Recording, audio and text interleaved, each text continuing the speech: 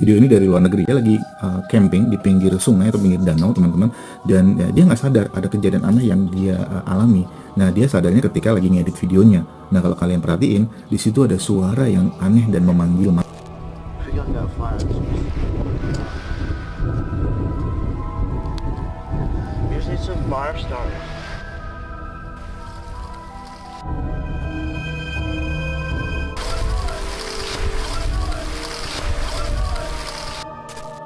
Kalau kita perhatiin teman-teman, tadi ada suara oh my god, denger ya, kerasa banget tuh, kencang banget suaranya.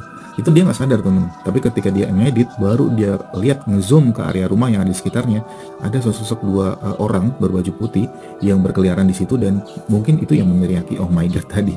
Kira-kira kalau misalnya kamu sadar kejadian tersebut, kamu bakal lari atau bakal nolongin di situ ya? Boleh komen di bawah.